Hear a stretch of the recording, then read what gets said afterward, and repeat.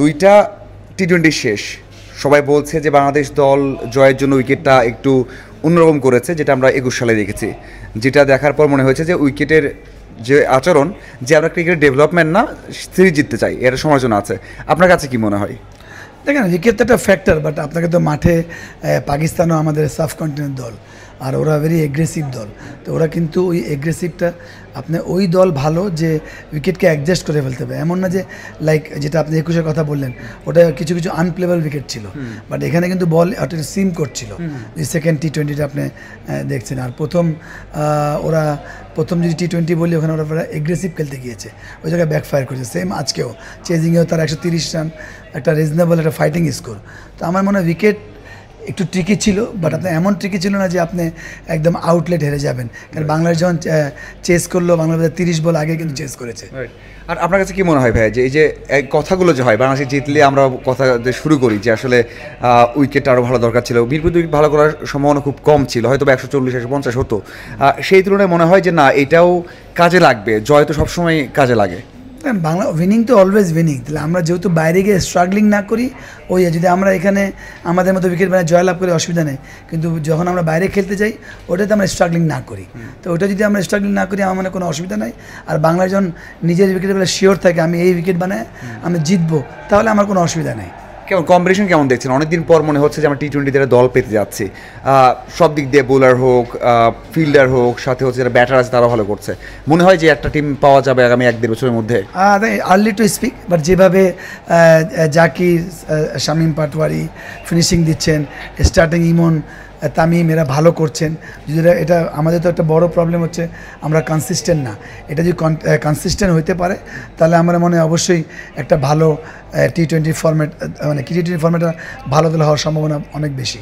ইমন আর junior তামিমের batting কেমন লাগে আপনার? Of course very aggressive. আপনি আমাদের টি-20 দল ভালো ছিল, কিন্তু যতই ভালো হোক আপনি 110-115 স্ট্রাইক রেট করে জিততে পারবেন না, বা 180 চেজ হলে আপনাকে মিনিমাম 130 দুইটা প্লেয়ার থাকবে, যে 130-35, আমি বলছি না যে 150, এরকম স্ট্রাইক থাকলে দুইটা যদি থাকে আপনার দলে, তো অবশ্যই চেজও করতে পারবেন, বা অন্য দলকে 180-70 চেজ টার্গেটও দিতে পারবেন। পরামর্শ কি থাকবে দুজনের জন্য? কারণ ভালো করছে এবারও, তাদের দুজনেরই 150-র উপরে স্ট্রাইক রেট এই বছর, এবং বাংলাদেশ ফলো পাচ্ছে।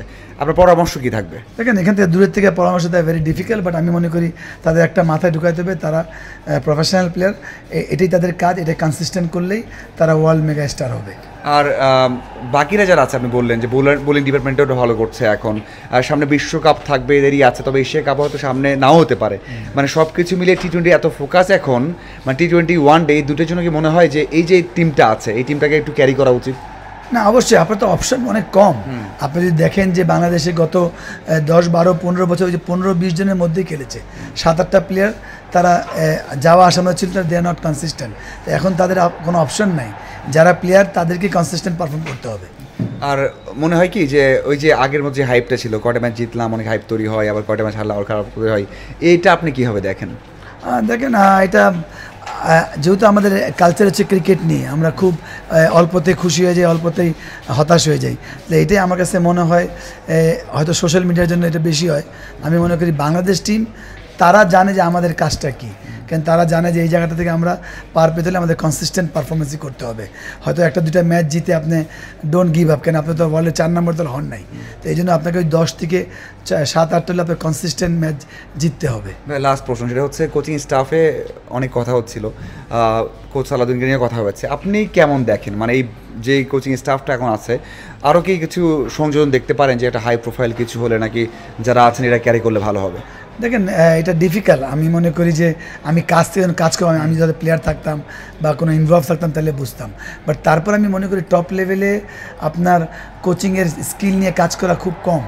আপনার কিভাবে তাদেরকে মাইন্ড সেট আপ করে, বা কীভাবে কোচ কথা বলে, বা কী প্ল্যান করে, এগুলো ইম্পর্টেন্ট। টপ লেভেলে কিন্তু তারা মানে যত প্লেয়ারই কিন্তু হয় একটু ইনম্যাচিউর থাকে, বাট রিফান্ড হয়ে ওই জায়গায় আসে। তো ওখানে বড় কোচ অত ম্যাটার্স করে না সবসময়। হ্যাঁ, বাংলাদেশের প্রেক্ষাপটে কেন আমরা একটা হাই প্রোফাইল প্লেয়ার নিয়ে আসি কেন? যেহেতু আপনি জানেন যে আমরা মানে খুব মানে ঘা ঘেঁষা জাতি, তখন লোকাল কোচ হলে ওইভাবে সে পারফর্ম নাও করতে পারে। ওকে ভাই, থ্যাংক ইউ।